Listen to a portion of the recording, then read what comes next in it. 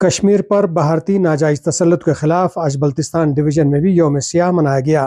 بلتستان کے چاروں اضلاع سکردو، گانچے، شیگر اور کھرما میں بھی اس سلسلے میں ریلیاں نکالی گئیں اور تقریبات کا انعقاد کیا گیا، جن میں کشمیر میں جاری بھارتی مظالم کی مذمت کی گئی۔ سکردو میں مرکزی rally government higher secondary school number 1 Skardu سے نکالی گئی۔ ریلی کے شرکاء ہاتھوں میں بینرز اور پلے کارڈز اٹھائے ہوئے تھے، جن پر کشمیر میں جاری بھارتی مظالم کے خلاف نعرے درج تھے۔ ریلی ڈویژنل کمپلیکس تک گئی، جہاں منعقدہ تقریب سے خطاب کرتے ہوئے deputy commissioner Skardu captain retired Arif Ahmed نے کہا کہ کشمیر اقوام متحدہ کے ایجنڈے پر ابھی تک حل طلب ہے۔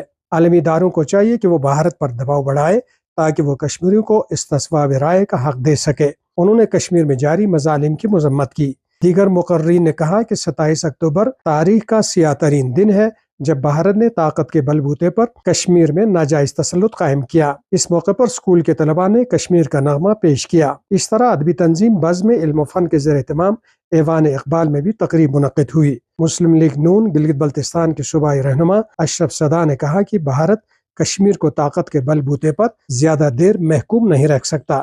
اب بھارت کو کشمیریوں کو ان کا پیدائشی حق دینا ہوگا۔ تقریب سے معروف صحافی اسحاق جلال سمیت دیگر مقررین نے خطاب کیا، جبکہ شعراء نے تازہ کلام کے ذریعے شہدائے کشمیر کو خراج عقیدت پیش کیا۔